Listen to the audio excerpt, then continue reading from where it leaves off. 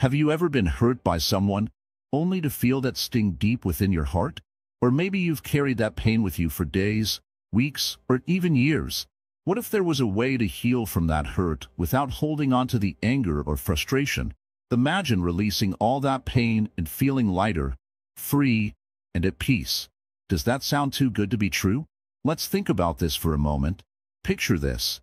You're walking down the street, and someone insults you for no reason.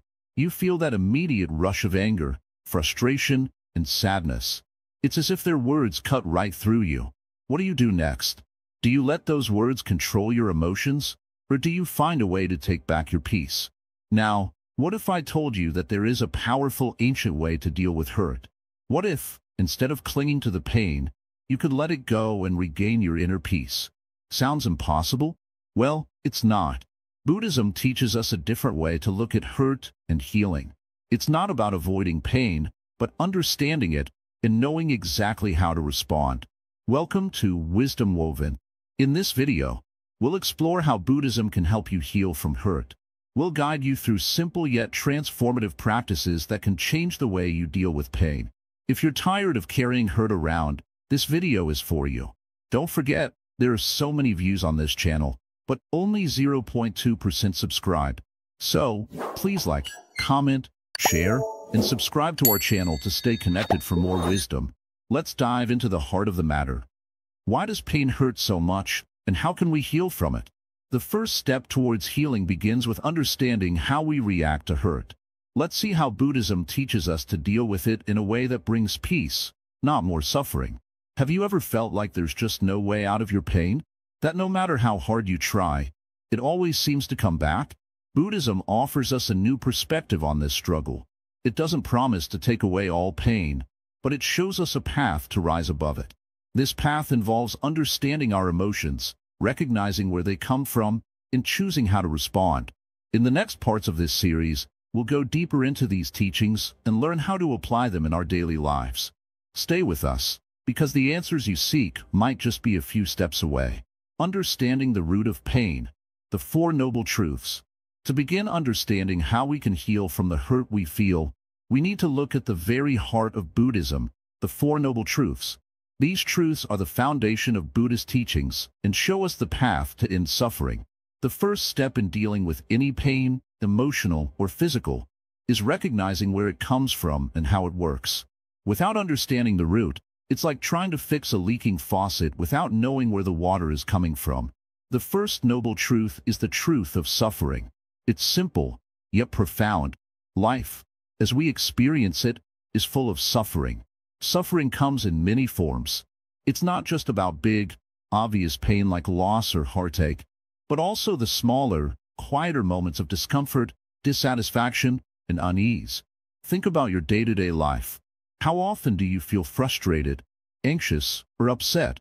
How often do you wish things were different? That's suffering. It's the feeling of being disconnected from how we want things to be, whether it's about our relationships, our work, or even our own selves. Buddhism teaches us that suffering is a natural part of life. It's not something to be ashamed of or to avoid. In fact, the more we resist or ignore it, the more we struggle. Recognizing that suffering exists is the first step toward understanding how to deal with it. It's the realization that no matter how much we try to avoid pain, it's a part of the human experience. We all face it, and that's okay. But here's the important part. Suffering doesn't have to control us. Once we understand that it's there, we can learn how to respond to it in a way that heals, rather than harms us further. The second noble truth is the truth of the cause of suffering. Why do we suffer? It's not just because of bad things happening to us, but because of our desires, attachments, and cravings. We constantly want more. More success, more comfort, more approval, more love. But the more we want, the more we set ourselves up for disappointment. When we don't get what we want, or when what we do get doesn't last, we suffer. This craving is a root cause of pain. Think about it. When you feel hurt by someone, it's often because you wanted something from them. Love, respect, acknowledgement, and you didn't get it. That's where the pain comes from. You wanted something, and you didn't get it. So the emptiness you feel is the suffering. This is why Buddhism encourages us to look inward and examine our desires. It's not about denying what we want, but about recognizing that our constant craving for more leads to more suffering. Our attachments, whether to people, things, or even ideas, create the space for pain to grow. The more we cling to these desires, the harder it is to be at peace. But here's the key. Once we realize that our suffering is often caused by our own attachments, we can begin to let go. We can start to detach ourselves from things that are beyond our control, and in doing so, reduce our pain. The third noble truth is the truth of the end of suffering. The good news is, suffering doesn't have to last forever. If suffering is caused by our attachments and desires, then the end of suffering comes from letting go of these attachments. This is where the real healing begins. Imagine what it would feel like to stop holding on to that anger, that hurt, or that disappointment. When we release our attachments, we allow ourselves to be free from the emotional burdens that weigh us down. Buddhism doesn't just tell us that we can stop suffering, it shows us how. By recognizing the causes of our pain, we can start to dissolve them. It's like carrying a heavy bag of stones. Every stone represents a desire, an attachment, or a fear. If you keep holding on to that bag, it will continue to weigh you down. But if you start letting go of each stone, piece by piece, you'll notice the load getting lighter. Eventually, you won't feel the weight at all. This is what the third noble truth teaches us. If we let go of our cravings and attachments, we can end suffering and live a life of peace. Finally, the fourth noble truth is the truth of the path to the end of suffering. This is the practical guide to healing and living without suffering. It's called the Noble Eightfold Path. This path is a set of principles to follow that help us overcome the root causes of suffering. These principles cover every aspect of our lives, our thoughts, our actions, our relationships, and even the way we speak. By following this path, we gradually begin to shift our entire approach to life. The Eightfold Path includes right understanding, seeing things as they truly are, understanding the nature of suffering and the path to its end. Right intent, cultivating the intention to be free from suffering and to act with kindness and compassion. Right speech, speaking truthfully and with kindness, avoiding harmful words. Right action, acting ethically, with consideration for others and for the greater good. Right livelihood, choosing a profession or work that does not cause harm to others. Right effort, striving to improve, cultivating positive qualities, and letting go of negative ones. Right mindfulness, being fully aware of the present moment, observing our thoughts, feelings, and surroundings without judgment. Right concentration, developing deep focus and meditation to calm the mind and cultivate inner peace. By following these principles, we begin to transform how we react to life's challenges. The Noble Eightfold Path is not a one-time fix. It's a gradual process of change that leads us toward liberation from suffering. It helps us see beyond our immediate reactions and instead respond with wisdom and compassion. This path offers us a way to rise above our pain, to understand it deeply, and to heal from it.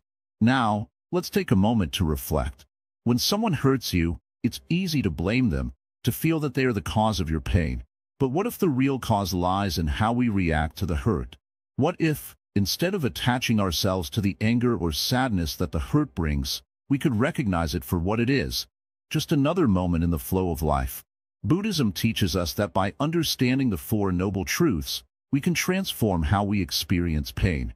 It's not about avoiding pain altogether, but learning to deal with it in a way that doesn't control us. In the next part, we'll explore how compassion plays a powerful role in healing. Compassion is one of the most transformative practices we can adopt, not just for others, but for ourselves as well. Stay tuned as we continue this journey toward understanding and healing through the wisdom of Buddhism. Compassion as a tool for healing. When we talk about healing from hurt, one of the most powerful tools in Buddhism is compassion. But what does it truly mean to be compassionate? Is it just about being kind to others? Or does it go deeper than that? Compassion is not just a feeling. It is an action, a way of thinking, and a way of being. Let's start with a simple question. Have you ever hurt someone, even unintentionally? Think back to a time when you said something, did something, or maybe even ignored someone, and it caused them pain. How did it feel? When we hurt someone else, there's a deep feeling of regret, guilt, or discomfort. Compassion, at its core, is the understanding that everyone, yourself included, has moments of weakness, mistakes, and flaws. We all carry our burdens, and we all experience pain. But here's the thing. Compassion isn't just about feeling sorry for someone. It's about recognizing their suffering is real and valid. It's about acknowledging that no one wants to experience pain, and yet we all do at some point. Compassion is the realization that we are all connected in our struggles and our joys. We may all be walking different paths, but we all face the same types of emotional ups and downs. When you see someone else hurting, you recognize that pain, and in that recognition, you extend kindness and care. Now, think about the last time someone hurt you. How did you respond? Maybe you got angry, upset, or frustrated. Maybe you held on to that pain for a long time. But what if, instead of holding on to anger, you responded with compassion, not just toward the person who hurt you, but toward yourself as well? You see, compassion is not just for others, it's just as important for yourself. How often do we beat ourselves up when we're hurt? We think, I shouldn't feel this way, or I should just get over it. But these thoughts only add to our suffering. Compassion is about giving yourself permission to feel, to acknowledge your pain, and then to heal from it without judgment. In Buddhism, compassion is often referred to as karuna. It's the heartfelt desire to alleviate suffering. It's not just about doing something kind for someone else. It's about understanding their suffering and offering them comfort, even if that comfort is simply in the form of your presence. It is about cultivating a heart that wishes to ease the suffering of all beings, including yourself. Let's take a step back and consider a simple analogy. Imagine you're walking down a path and you see someone sitting by the side, clearly in pain. Do you ignore them, or do you stop and offer help? Now imagine that the person sitting by the side of the path is you. When you hurt, do you walk by yourself, or do you stop, acknowledge your pain, and offer yourself comfort? This is the essence of compassion.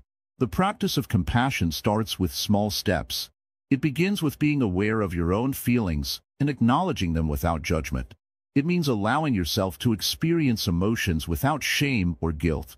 When you feel hurt, angry, or upset, take a moment to stop and say, I am feeling this right now, and that's okay. Recognizing your pain, without running from it or suppressing it, is the first step toward healing. By doing this, you show compassion to yourself. You're treating yourself with kindness, even in the face of hurt. But true compassion doesn't stop at self-care. The next step is extending that compassion outward to others, especially those who have caused us pain. It's easy to show kindness to people who are kind to us. But what about those who hurt us? What about the person who insulted you, betrayed you, or caused you emotional pain?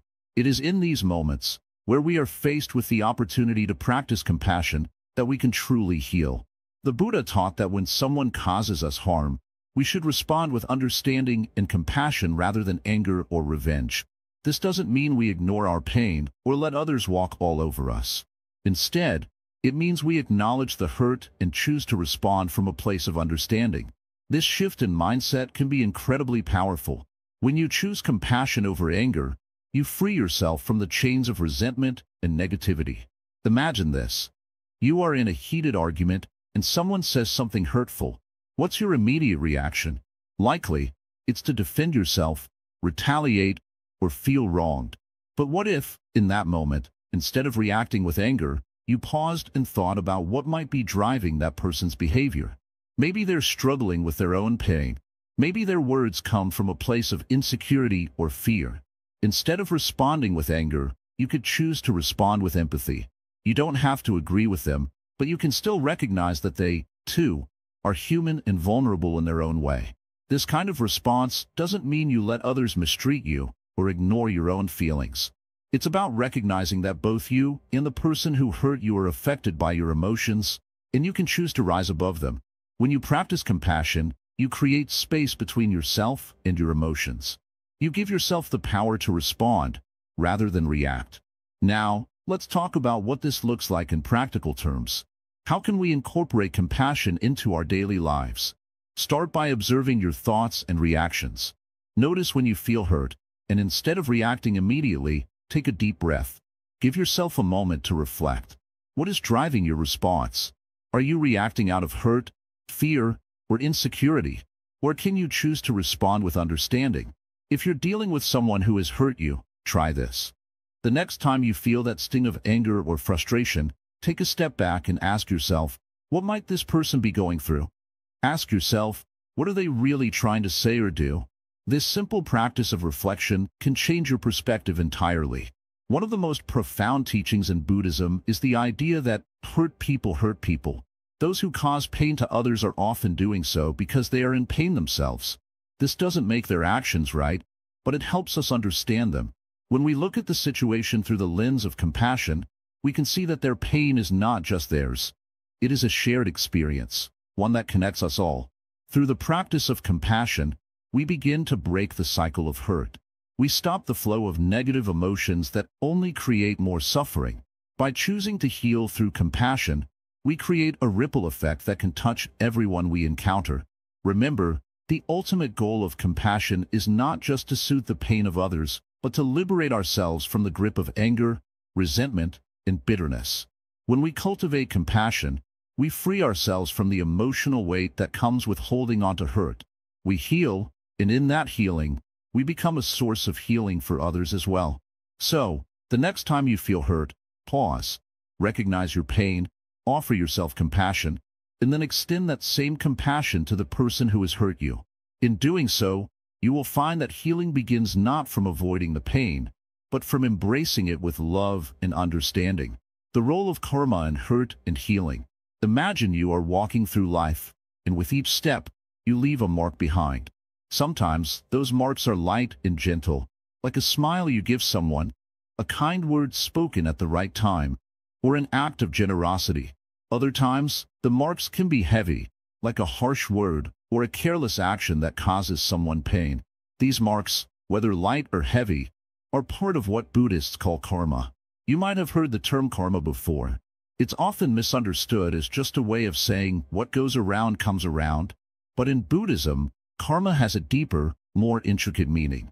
Karma refers to the actions we take, the choices we make, and the way we treat others.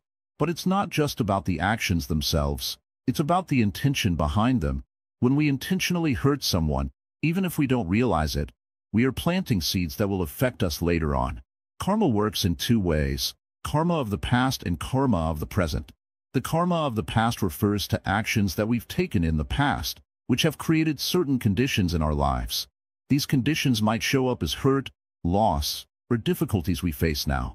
On the other hand, the karma of the present is about the actions we are taking right now. The way we choose to respond to others, the way we treat them, and the way we treat ourselves all shape our future experiences. Now, let's pause for a moment. You might be wondering, what does karma have to do with healing from hurt? Well, the answer is simple. If we understand how our actions, thoughts, and intentions are connected to the pain we experience, we can change how we respond to hurt and begin the healing process. By changing the way we act in the present, we can heal from the wounds of the past. Let's explore this with an example. Imagine that someone hurts you deeply. Maybe they said something cruel, maybe they betrayed your trust, or maybe they ignored your feelings. Naturally, you feel anger, resentment, and perhaps even sadness. Now, think about this. How do you want to respond? Do you want to carry that hurt with you? Do you want to allow that person's actions to control how you feel, how you think, and how you live your life? In Buddhism, we are taught that when we react with anger, we are reinforcing the karma of hurt. When we allow resentment and hatred to take root in our hearts, we are creating more negative karma. But if we choose a different response, one of forgiveness, compassion, and understanding, we begin to heal not just ourselves, but the situation as a whole. Think about this for a moment. What if the person who hurt you was also struggling with their own pain? Maybe their actions were a reflection of their inner turmoil, not of who they truly are. When you respond with understanding, you are not just letting go of your own hurt. You are choosing to break the cycle of negative karma. This is where the wisdom of Buddhism shines. It teaches us that our reactions to hurt, whether we forgive or hold on to anger, are part of the cycle of karma. If we keep feeding the cycle of negativity, the pain will only grow. But if we choose to let go of that anger and respond with compassion, we stop feeding the cycle and begin a new cycle of healing and peace. You might think, but it's hard to forgive. The hurt is real, and the person's actions were unforgivable. And you're right, sometimes it feels nearly impossible to let go of the pain. But in Buddhism, forgiveness is not about excusing the other person's behavior or pretending that it didn't hurt. It's about freeing yourself from the burden of carrying that pain. When you forgive, you are not doing it for the other person. You are doing it for yourself. You are giving yourself the gift of peace. The Buddha teaches us that by understanding karma, we can heal from the wounds of the past. If we are able to let go of the past hurt, we can break free from the cycle of suffering. Healing begins when we stop holding on to the anger and resentment that only cause more pain. When we choose to heal, we are choosing to create positive karma, karma that will lead us to peace, happiness, and freedom from suffering. It's important to understand that karma isn't something that's imposed on us from outside. It's something that we create through our actions, thoughts, and intentions. We are not helpless victims of our past or our circumstances.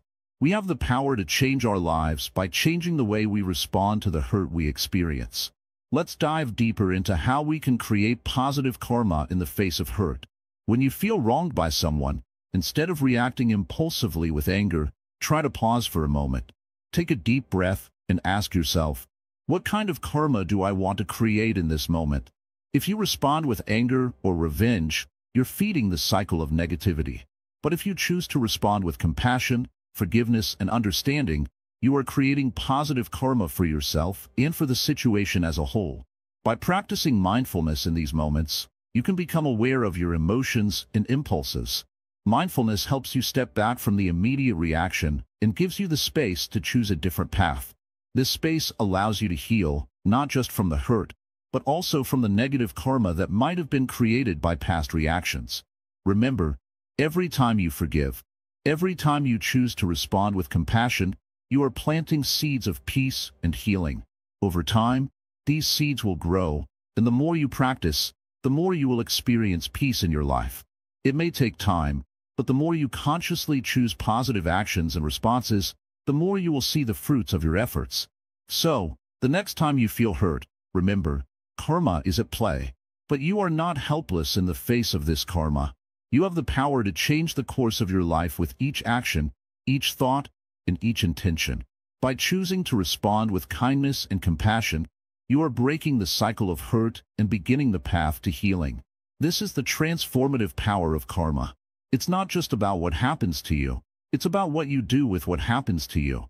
By understanding karma, we can take control of our healing process and create a future filled with peace, love, and understanding. And that, ultimately, is the true path to freedom from suffering. Letting go, practicing non-attachment. When life brings pain, it's easy to want to hold on to it, to carry it with you, as if it's something you have to protect. But what if I told you that holding on to hurt is actually the thing that keeps you stuck in it? It might sound strange at first, but the key to healing is not about holding on to the past. It's about letting go. Let me explain. In Buddhism, there's a powerful concept called non-attachment. It's the idea that we don't need to cling to anything, be it people, things, or even our emotions. This doesn't mean that we don't care about things or people. Rather, it means we don't let our attachment to them create suffering. When we attach ourselves too deeply to something, whether it's the love we feel, the material things we possess, or even the hurt we've experienced, we begin to suffer when these things change or are taken away. And as we know, everything in life changes. Imagine you're holding onto a piece of rope. You're gripping it so tightly that your hand starts to hurt, but you refuse to let go. This is what it's like when you hold on to pain, anger, or hurt. You're hurting yourself by refusing to release what's no longer serving you. But the moment you let go, you free yourself. You no longer have to carry that weight. Buddhism teaches us that everything in life is impermanent. This includes the pain and hurt we feel. Just like a storm, emotional pain will eventually pass. But if we hold on to it, we get stuck in the storm, never allowing ourselves to move forward. Non-attachment doesn't mean we never feel emotions or that we don't care. It simply means that we recognize the temporary nature of everything and choose not to let our emotions control us.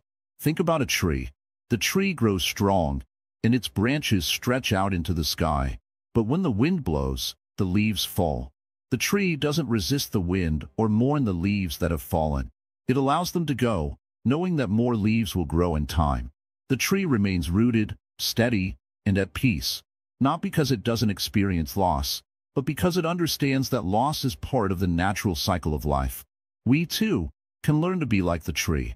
When someone hurts us, or when something precious is taken away from us, it's natural to feel pain. But the real wisdom comes in understanding that this pain will eventually pass. By practicing non-attachment, we stop fighting the pain and allow ourselves to move through it. The sooner we let go, the sooner we can find peace. Non-attachment is a practice, and it's not easy. It takes time, patience, and mindfulness. It starts with recognizing that our suffering comes from our attachment to things, whether that's a person, an outcome, or an idea.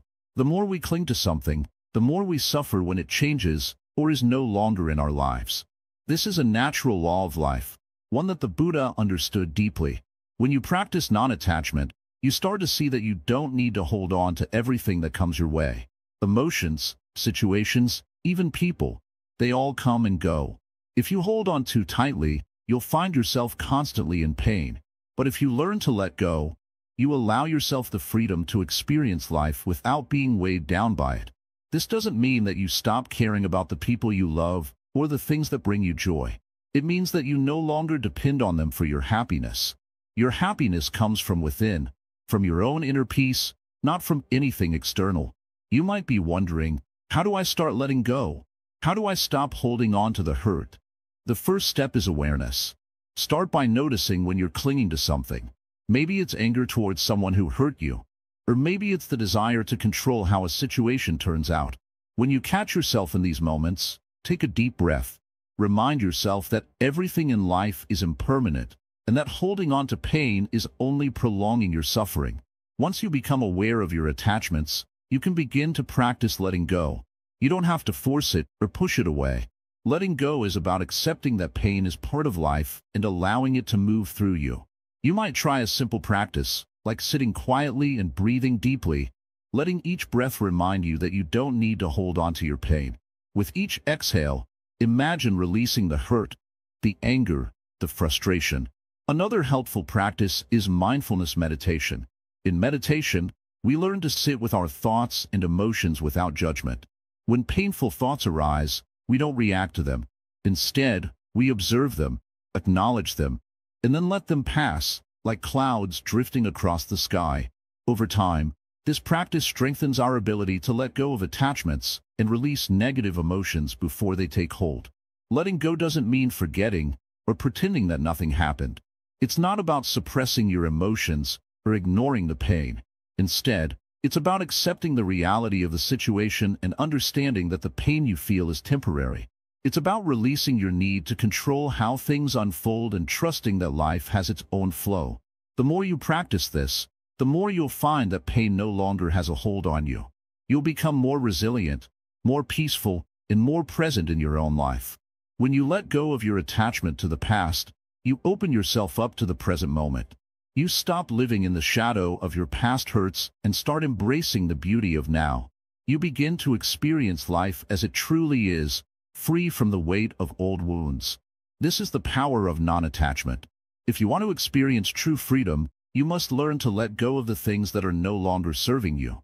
Whether it's the hurt from a past relationship, the anger from a disagreement, or the frustration over something you can't control, holding on to these things only keeps you stuck. Let them go, and you'll find yourself lighter, freer, and more at peace. This doesn't mean you'll never feel pain again. Life will still bring challenges, and you will still experience hurt. But by practicing non-attachment, you'll learn to move through these difficult moments with grace and wisdom, knowing that nothing lasts forever. Pain is temporary, and so is everything else. So, take a moment right now to ask yourself, what am I holding on to that's causing me pain? Is it something from the past, or a fear of the future? Whatever it is, know that you have the power to let it go. The moment you release your attachment to it, you free yourself. You free your heart, your mind, and your spirit. And remember, letting go doesn't mean you're weak or that you're giving up. It means you're strong enough to accept that life is ever-changing, and you're wise enough to know that clinging to the past only holds you back from living fully. Let go, and you'll discover a world of peace, freedom, and happiness waiting for you. The power of mindfulness in overcoming hurt. Let's take a moment to think. When you've been hurt, what is the first thing you do? Do you let your mind race with anger, frustration, or sadness? Does your mind keep replaying the hurt over and over again, making the pain feel even more intense? This is a common response, and it's what makes emotional hurt so difficult to manage. But what if you could stop that cycle? What if there was a way to be in the present moment without allowing past hurts to control you? In Buddhism, we are taught the power of mindfulness, a practice that helps us stay in the present moment, regardless of what's going on inside or around us. Mindfulness is the practice of paying full attention to the present moment without judgment or distraction. It sounds simple, right? But it's incredibly powerful when it comes to healing emotional pain. Imagine for a moment that you're sitting quietly, breathing in and out. You feel the air entering your lungs, and with each exhale, you release some tension. Now, imagine you're thinking about something that hurt you. Perhaps someone said something unkind, or you've had a difficult experience. Your mind wants to replay that memory, to revisit the pain. What happens if, instead of giving in to those thoughts, you simply acknowledge them without judgment and gently bring your attention back to your breath? That's mindfulness. It's not about ignoring the hurt, but about recognizing it and choosing not to dwell on it. It's about not allowing those thoughts to control you, but instead allowing them to pass by, just like clouds in the sky. In Buddhist teachings, mindfulness is often described as a way of being fully present in everything we do. Whether we're eating, walking, or even dealing with a painful situation, mindfulness helps us to stay aware of our thoughts, feelings, and actions in the present moment. When we're mindful, we can choose how we respond to a situation, rather than reacting out of habit or emotion. The power of mindfulness lies in its ability to bring awareness to our emotional patterns. Often, when we are hurt, we react automatically, without thinking. We might lash out in anger, or we might shut down emotionally. But with mindfulness, we learn to notice these reactions before they take over. We learn to pause, to breathe, and to decide how we want to respond. This doesn't mean that we never feel anger or pain. It doesn't mean that we suppress our emotions. Instead, it means that we become more aware of them. We observe them without judgment. And over time, this awareness allows us to respond with more calmness, compassion, and wisdom. Let's take an example. Imagine you're in a conversation with someone, and they say something that offends you. Normally, you might feel a rush of anger or frustration. Your mind might quickly react with thoughts like, "How dare they say that?" But with mindfulness, you would notice that rush of anger as it arises. You would recognize the feeling and, instead of reacting immediately, you would take a moment to breathe and observe what's happening inside you. This pause gives you space to choose your response. Instead of responding with anger, you might choose to calmly express how you feel. Or, if the situation doesn't require a response, you might simply let the feeling pass without holding on to it. In Buddhism, mindfulness is a practice that helps us develop right view and right action. This means seeing the situation clearly and responding in a way that brings peace, rather than adding fuel to the fire. When we are mindful, we are more likely to make choices that promote healing and understanding, rather than causing more hurt or conflict. One of the most powerful ways to practice mindfulness in the face of hurt is through meditation. Meditation allows us to sit quietly with our thoughts and feelings, without judgment. When we meditate, we create a safe space where we can observe our emotions without becoming overwhelmed by them. Imagine sitting in meditation, breathing deeply, and simply observing your thoughts. You may notice that thoughts about the hurt you've experienced arise. Instead of trying to push them away or ignore them, you simply acknowledge them. "I see you," you might say. "I see the hurt, but I don't need to let you control me." This simple act of acknowledgement can be incredibly freeing. It allows you to experience the hurt without being consumed by it. Over time, mindfulness helps us build a habit of responding thoughtfully, rather than reacting impulsively. It helps us stay connected to our inner peace, even in the midst of emotional turbulence. And as we practice mindfulness more and more, we begin to see that the pain we experience is temporary. Like clouds in the sky, it passes. But mindfulness doesn't just help us with pain.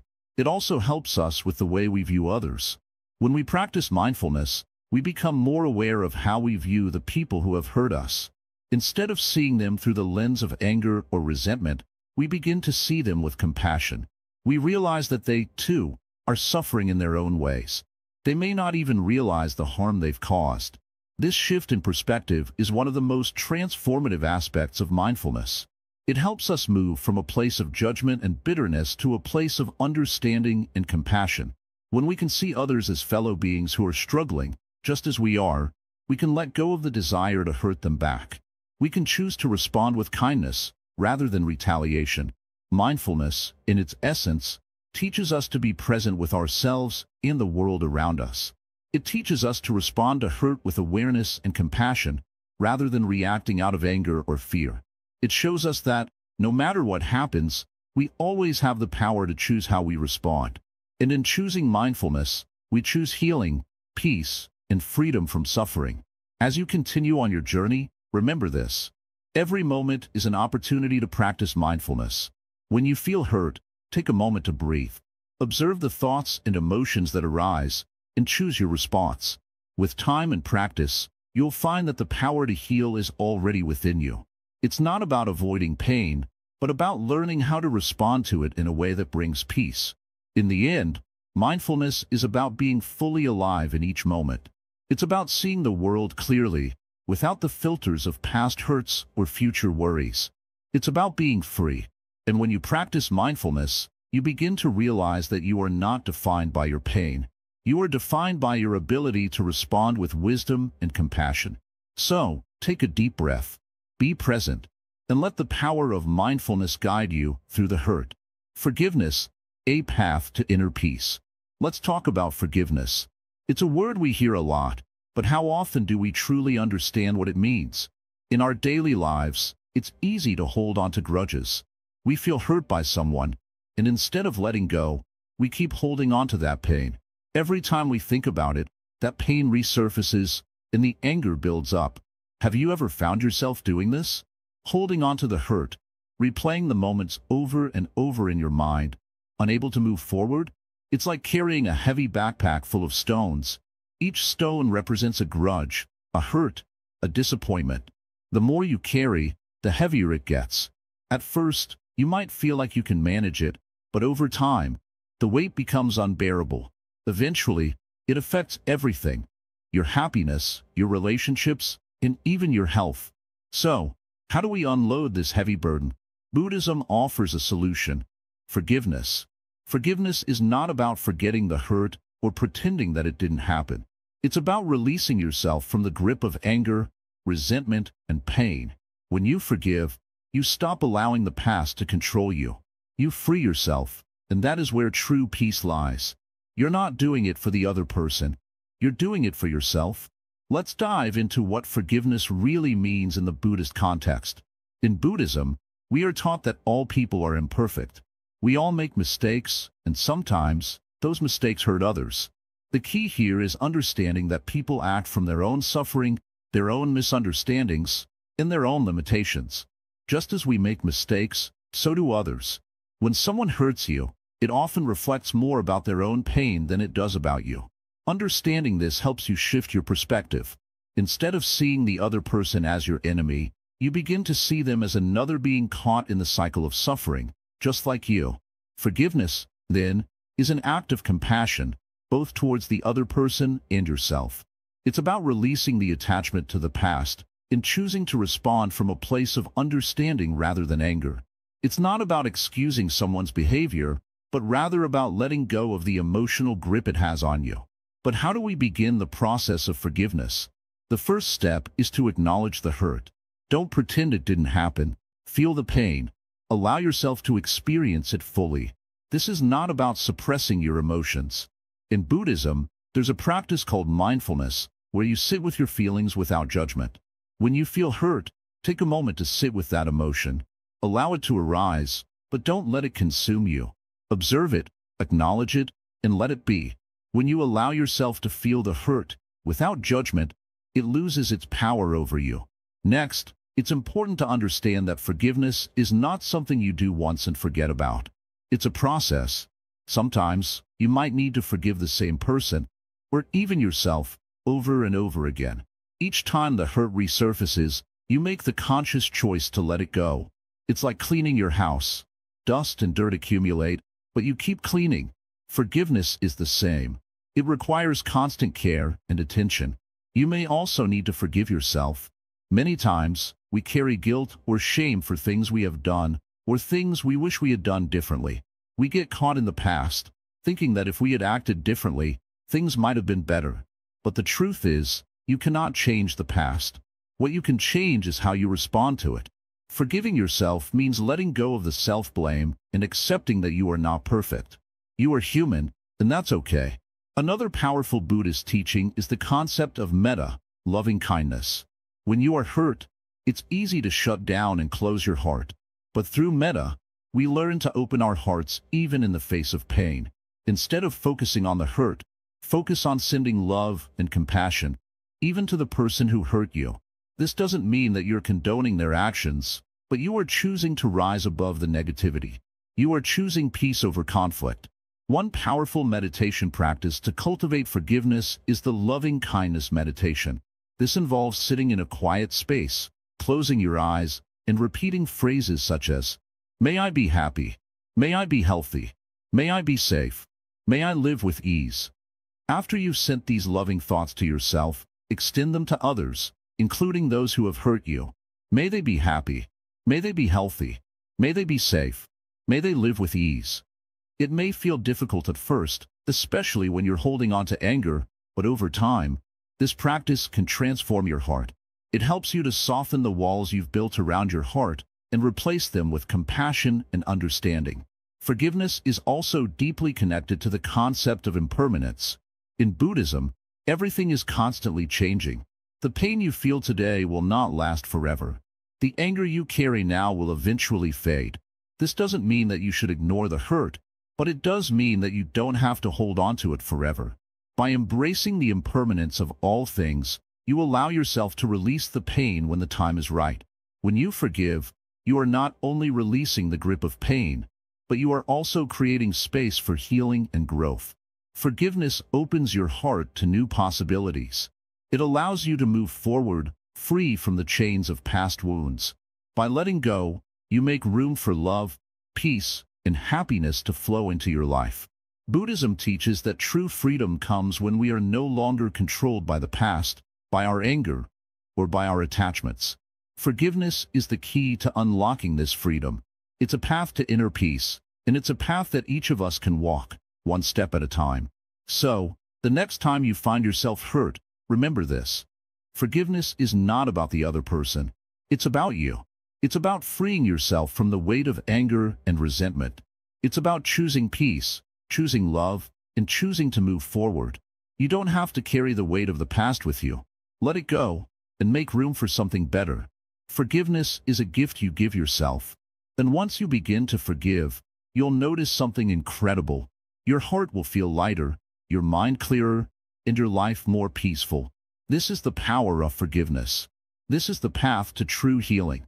Meditation techniques for emotional recovery. When someone hurts you, the pain often feels like a heavy weight on your chest, doesn't it? It can feel like it's always there, even if you try to ignore it. The anger, sadness, or frustration takes root in your heart and mind. But what if you could calm that storm inside of you, even when the hurt is still fresh? That's where meditation comes in. Meditation is a powerful tool that can help you find peace and emotional recovery, even in the toughest of times. You see, in Buddhism, meditation isn't just about sitting in silence and emptying your mind. It's much more than that. It's about learning to observe your emotions, not react to them. When someone hurts you, it's easy to get caught up in the emotional whirlwind. But with meditation, you can learn to step back and watch the emotions pass by like clouds in the sky, instead of getting lost in them. Let's begin with the first step in this practice, mindful breathing. This is the simplest and most effective way to start. Find a quiet place, sit down comfortably, and close your eyes. Begin to focus on your breath. Breathe in deeply through your nose, letting your belly expand, and then exhale slowly through your mouth. As you breathe, pay attention to the sensation of the air entering and leaving your body. This simple act of paying attention to your breath can bring you back to the present moment and create space between you and the emotions that are causing you pain. In the beginning, your mind may wander. You might think about the hurt you're feeling or the person who caused it. That's okay. This is where the practice of mindfulness comes in. When your thoughts drift to the pain, simply notice them and gently bring your focus back to your breath. Each time you do this, you are training your mind to not be controlled by the pain. You are learning to step outside of it and observe it without judgment. This practice can be incredibly powerful when it comes to emotional recovery. By returning to your breath, you create a mental space where the hurt no longer controls you. You begin to separate yourself from the pain. You realize that your emotions, like your breath, come and go. They are temporary, and they do not define who you are. This realization alone can bring a sense of calm and relief. Another meditation technique that can help you recover emotionally is loving-kindness meditation, or metta meditation, as it is called in Buddhism. When we're hurt, it's easy to become angry, bitter, or resentful. We want to blame the person who hurt us, and sometimes we even want to wish bad things upon them. But these negative emotions only keep us stuck in the cycle of pain. Metta meditation teaches us to soften our hearts, even toward those who have hurt us. To practice loving-kindness meditation, sit comfortably and close your eyes. Begin by focusing on yourself. Silently repeat phrases like, "May I be happy. May I be peaceful. May I be free from suffering." Repeat these phrases as you focus on sending love and kindness to yourself. Feel the warmth of your own well wishes filling your heart. Next, extend these wishes to others. Start with someone you love, someone close to you. Say, "May you be happy. May you be peaceful. May you be free from suffering." Then, gradually, extend these wishes to others, to your friends, to strangers, and eventually, to those who have hurt you. This doesn't mean you're excusing their actions. It simply means you're choosing to release the grip of anger and resentment, choosing to heal your own heart. It's important to remember that loving kindness doesn't mean you condone harmful actions. Instead, it's about freeing yourself from the emotional burden that comes with holding on to anger. It's a form of self-care. The more you practice metta meditation, the more your heart softens, and the less power the hurt has over you. Now, let's talk about body scan meditation, another valuable technique. When we are hurt, our bodies often carry the tension of our emotions. We may feel tightness in our chest, shoulders, or stomach. This tension is a physical manifestation of the emotional pain we carry.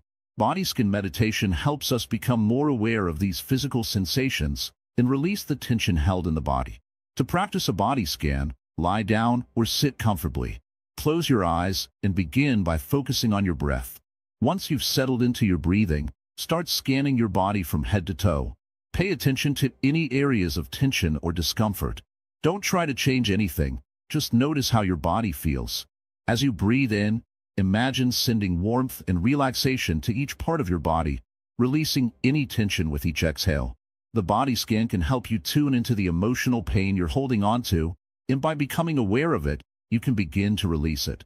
As you practice this regularly, you'll notice that your body feels lighter, and the emotional weight you carry begins to lessen. Another important meditation practice in Buddhism is contemplation of impermanence. One of the key teachings of Buddhism is that everything is impermanent, nothing lasts forever, not even the pain you're feeling. When someone hurts you, it may feel like the pain will last forever, but by contemplating impermanence, you can remind yourself that this moment, this feeling, is temporary. To practice this, sit quietly and focus on your breath. As you breathe, remind yourself that everything changes, your thoughts, your emotions, even your pain. Say to yourself, "This too shall pass." As you reflect on the impermanence of everything, you begin to detach from the idea that the hurt will last forever. You come to understand that no matter how intense the pain is now, it is only a moment in time. Lastly, vipassana meditation, or insight meditation, can provide deep emotional healing. This meditation practice involves observing your thoughts and emotions without attachment or judgment. As you sit in silence, you simply observe what arises in your mind. When hurtful emotions come up, instead of reacting to them, you acknowledge them. You recognize that they are part of your experience, but they don't define you. As you practice vipassana, you develop a deep awareness of your emotional patterns. You begin to see how your thoughts and emotions are interconnected.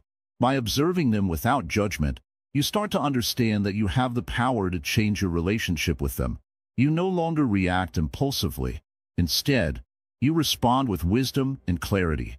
By incorporating these meditation techniques into your life, you begin to develop a powerful tool for emotional recovery. Meditation helps you detach from the pain, observe your emotions without judgment, and heal from the inside out. It gives you the space to process your hurt, but also to release it, allowing you to move forward with peace and clarity. Remember, meditation is a journey. It takes time and patience, but with consistent practice, you'll begin to notice shifts in how you respond to pain. You'll feel lighter, more at peace, and more in control of your emotional well-being. The hurt may still come, but you will no longer be defined by it.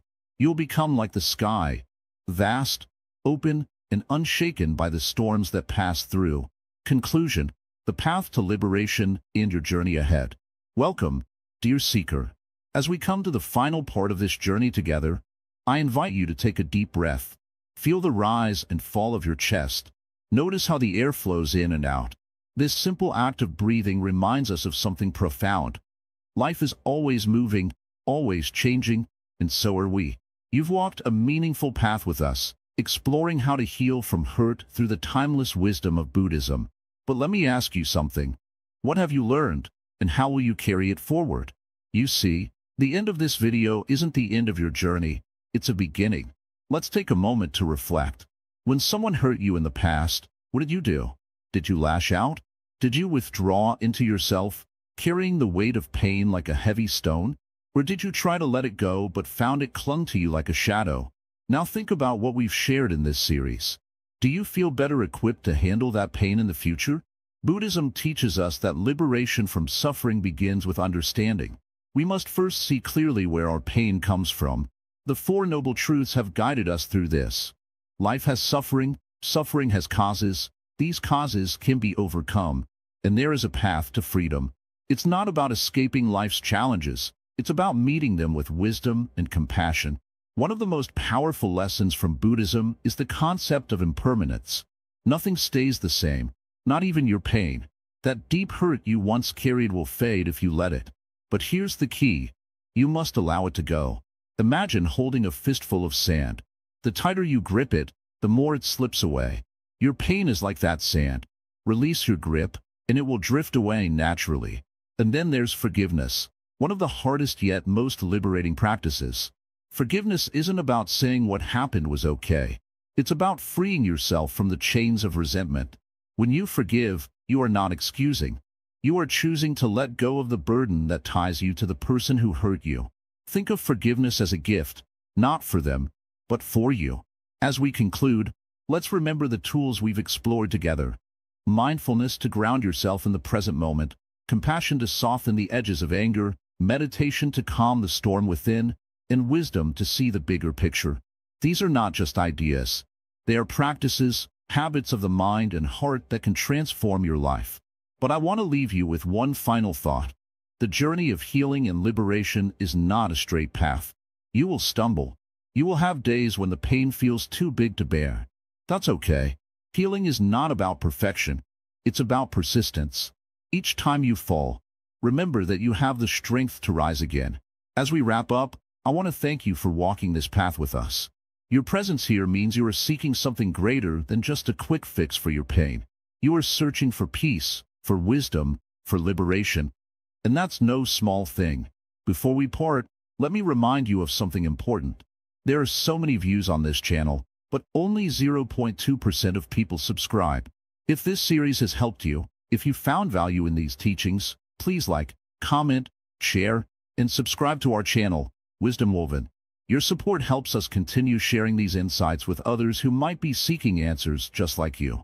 Now, as you move forward, I leave you with a simple but profound challenge. Practice what you've learned. When someone hurts you, pause, breathe. Ask yourself, what can I learn from this moment? How can I respond with wisdom instead of reacting with pain? The Buddha once said, you, yourself, as much as anybody in the entire universe, deserve your love and affection. Remember this when the world feels heavy. You have the tools to heal, you have the wisdom to grow, and you have the strength to transform pain into peace. This is not goodbye, dear seeker. This is a new beginning. Go forth with an open heart, a clear mind, and a spirit ready to embrace whatever comes your way. The path to liberation is yours to walk. Thank you for sharing this journey with us.